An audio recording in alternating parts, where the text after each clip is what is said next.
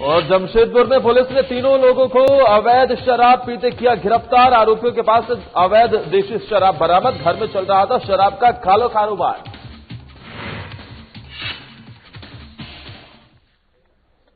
नमस्कार, स्वागत है आपका खबर बिहार झारखंड में। बढ़ते हैं आगे, बात करते हैं आरजेडी प्रवक्ता मृत्युंजय तिवारी ने शुक्रवार को नीतीश कुमार के दिए गए बयान पर प्रतिक्रिया दी है। मृत्युंजय तिवारी ने कहा है कि अब तो नीतीश कुमार भी कह रहे हैं कि कैबिनेट विस्तार पर बीजेपी से कोई बात नहीं हुई है। भूपेंद्र यादव, संजय जायसवाल, रेणु देवी ये सभी नीतीश कुमार जी से मिलने गए थे, लेकिन बात नहीं बनी। तो कहीं ना कहीं बीजेपी और जेडीयू में जो तलखी दिख रही थी वह अभी खत्म नहीं हुई है। कैबिनेट का विस्तार अब नीतीश कुमार के हाथ में नहीं है। बीजेपी ने नीतीश कुमार पर पूरी तरीके से दबाव बनाकर रखा है। आरजेडी के दावे में दम दिख रहा है। जिस तरह से सरकार के अंदर खींचतान चल रही है, अब बिहार की जनता को पूरी उम्मीद है कि ये जो मैनेज मैंडेट से सरकार आई है, ये सरकार गिरेगी और तेजस्वी सरकार बनेगी।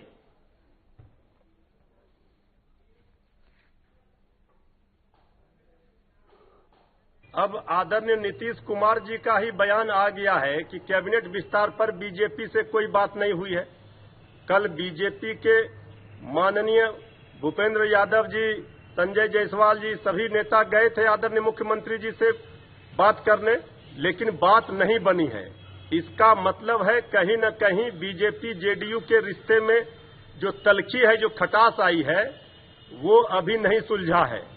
और आदरणीय नीतीश जी ने कहा है कि हमारे बस में रहता तो कब का हो गया रहता। इसका मतलब है कि नीतीश कुमार जी के बस में अब नहीं है। बीजेपी ने पूरी तरह से दबाव बनाकर आदरणीय नीतीश कुमार जी पर रखा है। हम लोगों के दावे में दम दिख रहा है कि ये सरकार किसी भी समय गिर सकती है। अंदर खाने सरकार में जिस तरह का खेल चल रहा है, अब बिहार की जनता को पूरी उम्मीद है कि ये सरकार जो मैनेज मैंडेट पर बनी थी वो जाएगी, तेजस्वी सरकार बिहार में बनेगी। वहीं मांझी पर दिए तेज प्रताप के बयान पर हम प्रवक्ता डॉक्टर दानिश रिजवान ने पलटवार किया है। उन्होंने कहा है कि तेज प्रताप बताएं किन गंदी हरकतों के कारण ऐश्वर्या जैसी लड़की को घर से निकाला गया। दिल्ली के फार्म हाउस पार्टी में किस कारण हुई थी तेजस्वी की पिटाई। उन्होंने कहा कि अपने हद में रहे तेज प्रताप तो अच्छा होगा, नहीं तो हम पोल खोलेंगे तो लालू के चरित्रवान पुत्र सड़क पर आ जाएंगे। देखिए, तेज प्रताप यादव जी को बयान देने से पहले 20 बार सोचना चाहिए था। उन्हें बताना चाहिए कि किन गंदी हरकतों के कारण ऐश्वर्या राय जैसी सुशील कन्या को घर से निकालना पड़ा। उन्हें बताना चाहिए कि दिल्ली के फार्म हाउस में किस लड़की के साथ उन्होंने छेड़खानी करी थी कि दिल्ली के लड़कों ने उनको पटक पटक कर मारा था। तेज प्रताप यादव जी की इन्हीं गंदे और अश्लील बयान की वजह से आज लालू परिवार की फजीहत हो रही है। इसलिए मैं लालू प्रसाद यादव जी से आग्रह करूंगा कि ऐसे निकम्मे औलाद को घर और परिवार से बाहर करें। राज्य में बढ़ती दुष्कर्म की घटनाओं पर हेमंत सरकार पर सवाल उठने लगे हैं। लगातार बीजेपी सरकार को कटघरे में खड़ा करने का काम कर रही है। बीजेपी रोज सरकार को दुष्कर्म के आंकड़े गिनवा रही है, तो वहीं सरकार के समर्थन में बेरमो विधायक अनूप सिंह और कांग्रेस के प्रवक्ता राजीव रंजन तारीफें पढ़ रहे हैं और बीजेपी को उनके शासनकाल की याद दिलवा रहे हैं। कांग्रेस का कहना है कि ये सरकार संवेदनशील है, हर हाल में दोषियों पर कार्रवाई होगी। सरकार की तारीफ में जुटी कांग्रेस लाश पर राजनीति करने की बीजेपी की पुरानी आदत। कांग्रेस दुष्कर्म के दोषियों को मिलेगी सजा और साथ ही कई तरीके की बात कही गई है।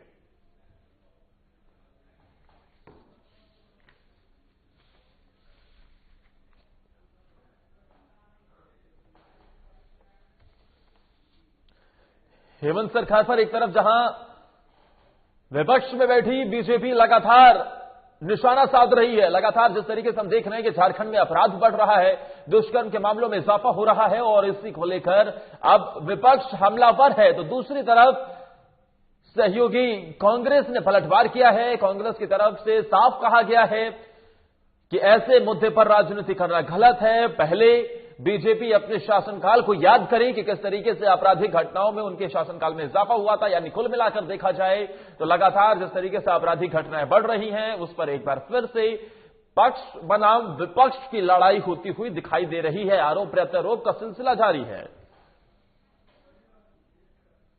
निश्चित तौर पर जो दुष्कर्म की घटना हो रही है, अगर एक भी होती है तो काफी चिंतादायक विषय है, लेकिन पूरे देश में बीजेपी की जहां जहां सरकार है, अगर आप उसको देखें और वहां पे दुष्कर्म की घटनाओं का आंकड़ा लगा लें, तो मैं समझता हूं कि कांग्रेस के कार्यकाल में, जब कांग्रेस थी, उससे कई ज्यादा मामले बीजेपी के कार्यकाल में हुए। रह गई बात जो सरकार की उपलब्धियां गिना रहे हैं कि दुष्कर्म को उनकी उपलब्धियां गिना रहे हैं, उनके पास, विपक्ष के पास कुछ है नहीं। वो अपना विपक्ष का रोल अदा कर रहे हैं। सरकार को इससे विचलित नहीं होना है। सरकार अपनी काम कर रही है और बीजेपी के भड़काने से हम भड़कने वाले नहीं है। जिस तरीके से हेमंत सोरेन जी के काफिले पे हमला हुआ और जो संयम का परिचय मुख्यमंत्री रहते हुए उन्होंने दिया, उसको पूरा भारत ने देखा है। अगर यही आज रघुवर दास रहते तो झारखंड को वो तहस नहस कर चुके होते। इस छोटी सी घटना को एक बड़ा घटना बताते। लाशों पर राजनीति करने का काम भारतीय जनता पार्टी पहले से करती रही है। आत्म प्रवंचना से बचना चाहिए भारतीय जनता पार्टी को। जिस प्रकार से भारतीय जनता पार्टी के रघुवर शासन में लगातार दुष्कर्म की वारदातें हुई, ये बातें झारखंड की जनता अभी भूली नहीं है, लेकिन हम तुलना नहीं करना चाहते। हम किसी को भी दोषी बना करके, ये महागठबंधन की सरकार है, दूरदर्शिता और पूरी ईमानदारी के साथ काम करती है, पूरे सोच समझ के साथ काम करती है। हम यूं ही किसी को कल्प्रिट बना करके और अंदर नहीं कर सकते हैं, क्योंकि हम संवेदनशीलता के साथ, पूरे डेटा एनालिटिक्स के साथ काम करने का हमारा दावा हमारे राज्य के पुलिस कप्तान ने किया है। पूरे चीजों का अध्ययन किया जा रहा है, एक्सपर्ट्स लगे हुए हैं, जांच चल रही है, फिर इतनी बेचैनी क्यों? और चलिए यहां रुक रहे हैं एक ब्रेक के लिए। ब्रेक के उस पर खबरों का सिलसिला लगातार जारी रहेगा। फौरन हाजिर होते हैं।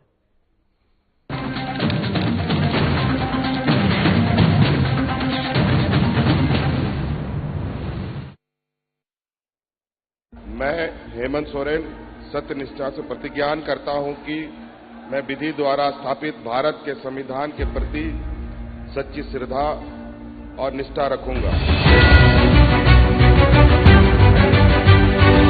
शपथ ग्रहण के कुछ घंटे बाद ही मंत्रिपरिषद की बैठक और जिस पत्थलगड़ी ने राज्य को अशांत कर रखा था, उसका समाधान हुआ। हजारों ग्रामीणों पर दर्ज प्राथमिकी वापस लेने का आदेश जारी।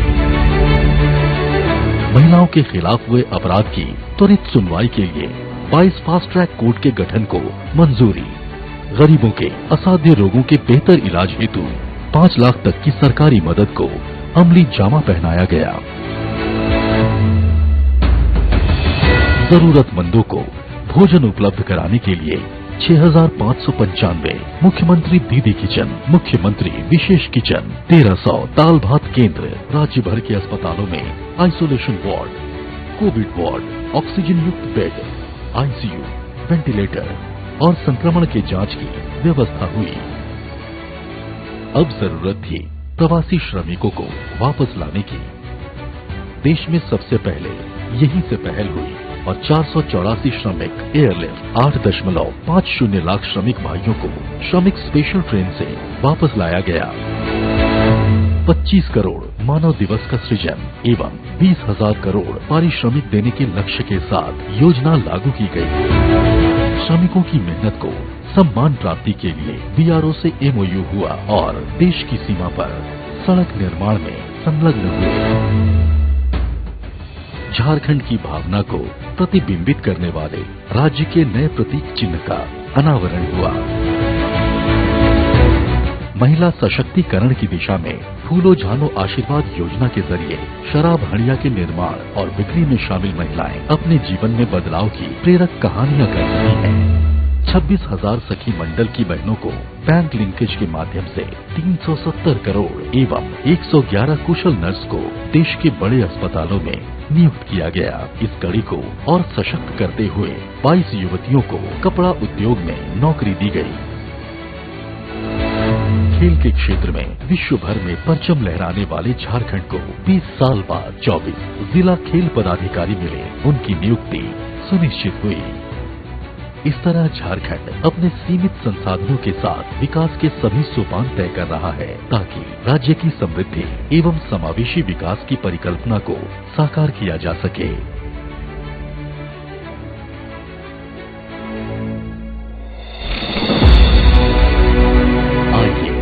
चलें, नए झारखंड की राह चलें।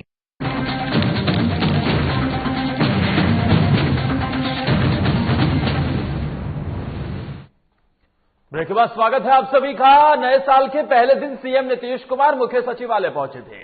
सीएम ने मुख्य सचिवालय में साल के पहले दिन कामकाज करने के बाद ये कहा था कि वो अब अक्सर सचिवालय में आया करेंगे।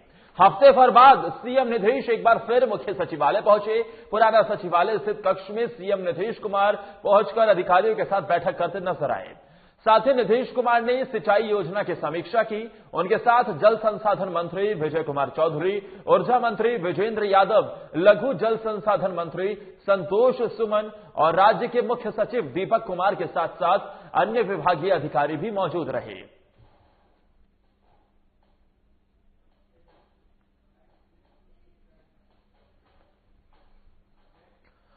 रांची में खाके रोड स्थित सीएम आवास में मुख्यमंत्री हेमंत सोरेन ने आम लोगों से मुलाकात की।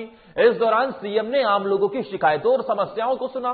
सीएम ने खुद चलकर एक एक व्यक्ति के पास जाकर उनकी समस्याओं को सुना और उनके हाथों से आवेदन पत्र लिया। सीएम ने लोगों की समस्याओं के समाधान के लिए पदाधिकारियों को निर्देशित भी किया।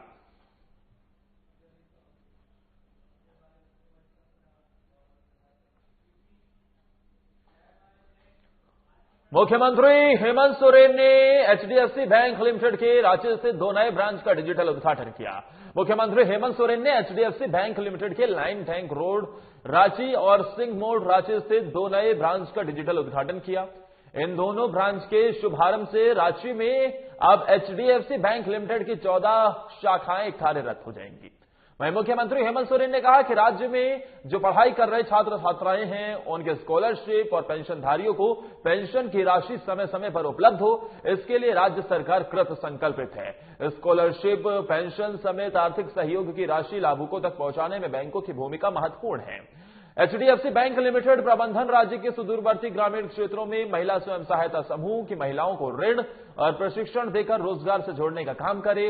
राज्य के विकास में बैंकों की भूमिका अहम है। मुख्यमंत्री ने कहा कि राज्य में अधिक से अधिक किसानों को किसान क्रेडिट कार्ड उपलब्ध कराना राज्य सरकार की प्राथमिकता है। एचडीएफसी बैंक लिमिटेड भी किसानों को कृषि किसान क्रेडिट कार्ड उपलब्ध कराने पर कार्य योजना बनाए।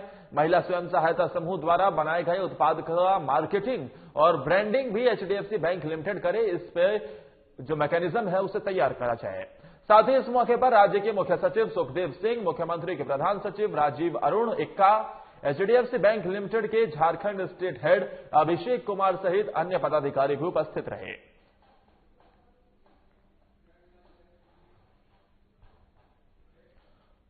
गुमला में आपराधिक घटना की रोकथाम और आम लोगों की मदद के लिए एसपी हरदीप पी जनार्दन ने बिट रूम चौकी का उद्घाटन किया है। इस दौरान एसपी ने बताया कि आम जनता को बिट चौकी की शुरुआत होने से लाभ मिलेगा। किसी कारण से थाना जाकर अपनी समस्या नहीं बताते हैं, वो लोग बिट चौकी में मौजूद पुलिस अधिकारियों को बता सकते हैं। बुजुर्ग और लाचार लोगों की यहां से मदद की जाएगी। एसपी ने बताया कि 5 बिट चौकी हैं, फिलहाल एक को चालू किया गया है। शेष बिट चौकी को भी जल्द चालू किया जाएगा, जिससे किसी भी प्रकार की आपराधिक सूचना मिलने पर त्वरित कार्रवाई की जा सकेगी। वहीं पुलिस 24 घंटे रोड में पब्लिक सेवा के लिए रहेगी, जिससे जरूरतमंद लोगों को इधर उधर जाना नहीं पड़ेगा। इसके लिए गुमला शहर में विजिबल पुलिसिंग करवाने के लिए अभी हम लोग बीट पुलिसिंग चालू किया है। पर बीट में हर बीट में हमारा पदाधिकारी को बैठने के लिए और बीट का लोगों को जाके पदाधिकारी से बात करने के लिए हम लोग एक चौराहा टाइप का चीज बनाया है। टोटल 5 यहाँ पे गुमला में उपलब्ध है, 1 को अभी हम ठीक किया है, बाकी 4 को भी हम लोग ठीक करेंगे। इसका मेन फायदा ये है कि जो पब्लिक है, जो उनका छोटा मोटा प्रॉब्लम जो थाना में जाके अपना नहीं बताना चाहता है, वो यहाँ इनका बीट पदाधिकारी और जो भी पदाधिकारी डिप्यूटेड है उनके पास आके अपना प्रॉब्लम बता सकता है। नगर निगम के खल्लू चौक थाना क्षेत्र में स्थित एक कॉम्प्लेक्स में आग लग गई। तो वहीं आग लगने से कॉम्प्लेक्स में रखा हजारों का सामान जलकर राख हो गया, लेकिन अभी तक आग लगने की वजह की पुष्टि नहीं हो पाई है। वहीं हादसे की जानकारी देते हुए लोह सिंघना थाना प्रभारी ने बताया कि दुकान में रखा सामान जलकर राख हो गया है।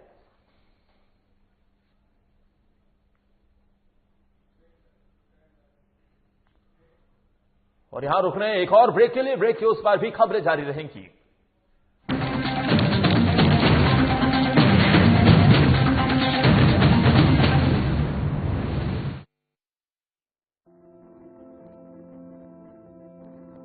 कोरोना का संकट अभी टला नहीं है, इसलिए लापरवाही बिल्कुल नहीं। जब भी घर से बाहर निकलें, मास्क जरूर लगाएं। दूसरी बात, एक दूसरे से कम 2 गज की दूरी बनाएं। और तीसरा, अपने हाथों को साबुन से अच्छी तरह बार बार धोएं। यदि हम इन सभी मुख्य बातों पर अमल कर लें तो कोरोना वायरस के संक्रमण से बच सकते हैं और हमारा राज्य कोरोना मुक्त हो सकता है। मेरे प्यारे झारखंड वासियों, कोरोना का जंग अभी जारी है। हम और आप मिलकर ही इस जंग को जीत सकते हैं। इसलिए सरकार द्वारा दिए जा रहे निर्देशों का पालन करें और विश्वास रखें, हम और आप मिलकर जरूर इस जंग को जीतेंगे। सूचना एवं जनसंपर्क विभाग, झारखंड सरकार द्वारा जनहित में प्रसारित।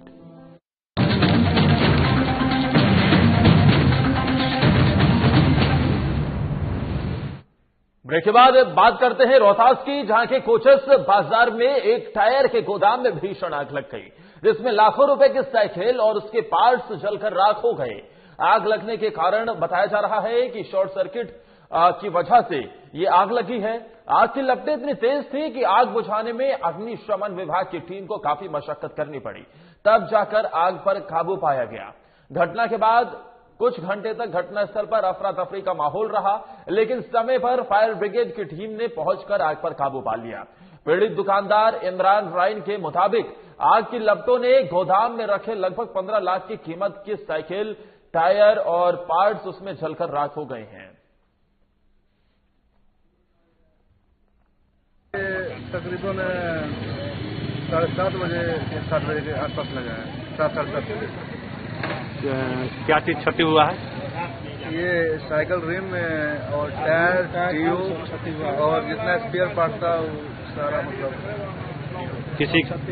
किसी का जान वान भी नहीं, किसी का ऐसा कुछ नहीं हुआ है, जान वान ज्यादा मतलब। अगल बगल से सहयोग? हाँ, अगल बगल की सहयोगी की वजह से ये आग पर नियंत्रण।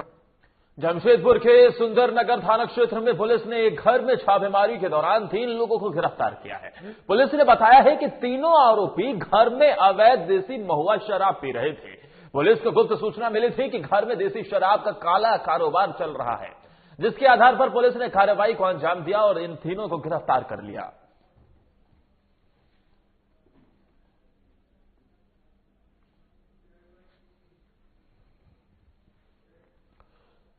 शेखपुरा सदर थाना क्षेत्र के पास कुछ बदमाशों ने एक व्यक्ति के साथ लूट और मारपीट की वारदात को अंजाम दिया है। बदमाशों ने शख्स के से 51,000 रुपए लूट लिए, जिसके विरोध करने पर मारपीट की घटना को अंजाम दिया गया। घायल शख्स का अस्पताल में इलाज चल रहा है। बता दें कि घायल व्यक्ति का नाम शिवम कुमार है। शिवम ने बताया कि जब वो धान के भूसे का बकाया रुपया लेकर आ रहा था, तभी उन बदमाशों ने उस पर हमला बोल दिया और उसके 51,000 रुपए लेकर भाग गए। फिलहाल शिवम अभी शेखपुरा सदर अस्पताल में भर्ती है। पैसा लेके गए तो रास्ते में वो लोग हमसे पहले छेड़छाड़ किए, उसके बाद हम लोग अपना घर पे चले। घर पे आए तो वो सारे लोग मिलकर के हमारे घर पे चढ़ करके डंडे मारे और गाली गलौज किए। पैसा था वो भी छीने। कौन लोग थे? वो गांव के लोग थे, सालू सिंह थे, उनका बेटा था कारू सिंह, गोभी सिंह, उनकी पुतौह थी पूनम कुमारी, सोनी कुमारी और एक सुपाल कुमार था। ये सब सारे लोगों ने मिलकर मेरे साथ। कितने रुपयों की छिनताई हुई है? क्या सर? कितने रुपयों की छिनताई हुई? रुपया 31,000 था मेरे पास, वही हम भूसा वाले के पास लेकर के आ रहे थे।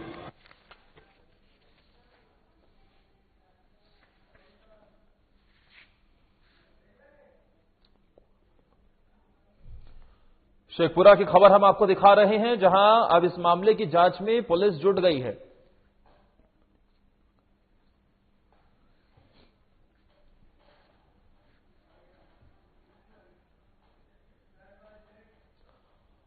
मधेपुरा जिले के ग्वालपाड़ा थाना क्षेत्र के कई गांवों के लोग सुरसर नदी के कटाव के कारण परेशान हैं।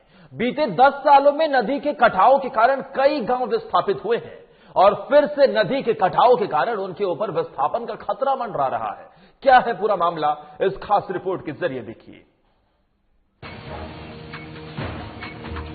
ये जेसीबी से चल रहा काम और ये नहरनुमा निर्माण कोई सरकारी योजना का हिस्सा नहीं है।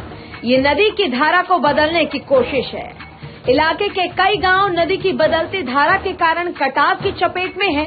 बात ग्वालपाड़ा थाना के सुखासन पंचायत के गौसाई टोला वार्ड संख्या 6 की हो या फिर बभनगामा की, दोनों बस्ती नदी के कटाव के मुहाने पर खड़ी है। लोगों के सैकड़ों एकड़ उपजाऊ खेत कटाव के कारण नदी और रेत में विलीन हो चुके हैं।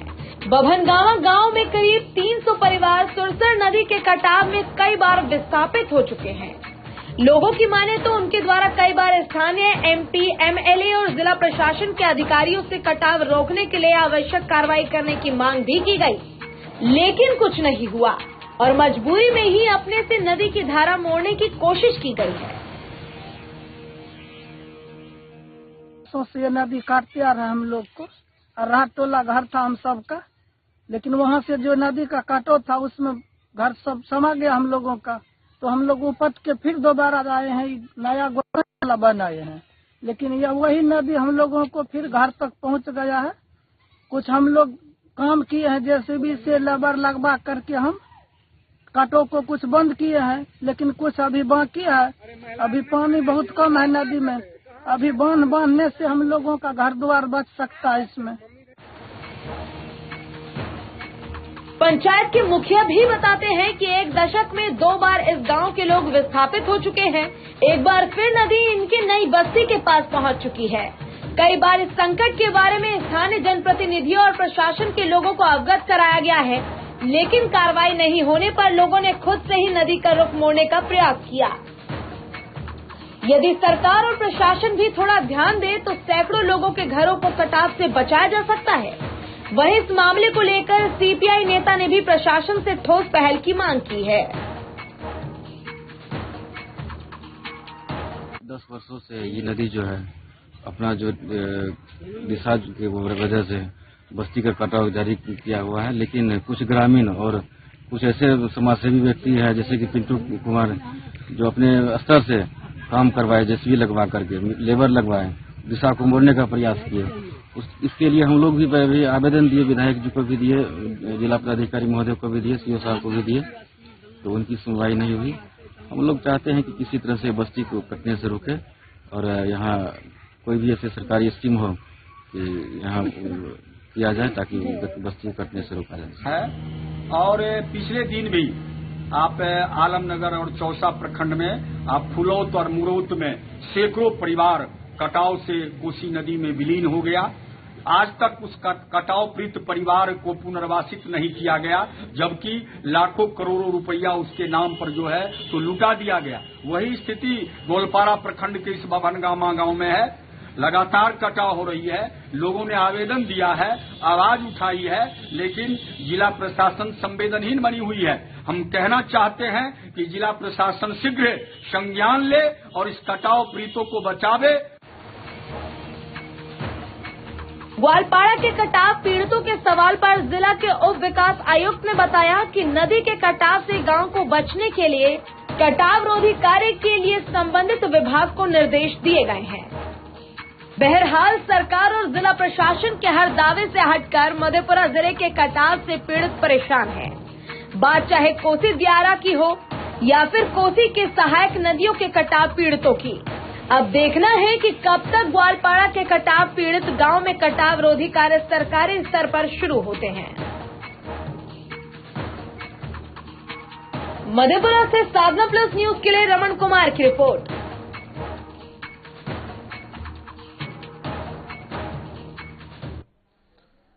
बिहार में अक्सर हमने देखा है कि किस तरीके से बाढ़ भीषण तबाही मचाती है और उसकी वजह से लोगों को पलायन करने पर मजबूर होना पड़ता है, लेकिन अभी तक कोई इसका स्थायी समाधान नहीं निकाला जा सका है। हर बार बाढ़ आती है, इन लोगों के घर को उजाड़ देती है और एक बार फिर से उन्हें कहीं और जाकर रहना पड़ता है, लेकिन समस्याएं जस की तस नजर आती हैं, समस्याओं का समाधान नहीं होता है। इन लोगों की जिंदगी भर आफत बनकर ये बाढ़ टूट पड़ती है। खैर, आगे बढ़ते हुए बात करते हैं कि बिजली विभाग की जो लापरवाही है उससे लातेहार के ग्रामीण परेशान हैं। जानकारी के मुताबिक गांव के निवासी करमदेव उरांव ने 6 साल पहले ही बिजली का बिल पूरा भर दिया था और फिर बिजली कनेक्शन कटवा लिया था, जिसके बाद 2020 में 7,000 रुपए बिजली बिल फिर आ गया है, जिससे ग्रामीण बिजली विभाग के कर्मचारियों से नाखुश हैं। इसी को लेकर सामाजिक कार्यकर्ता कन्हाई सिंह के नेतृत्व में प्रखंड विकास पदाधिकारी राकेश सहायक को एक आवेदन दिया गया और बिजली बिल माफ करवाने की मांग की गई।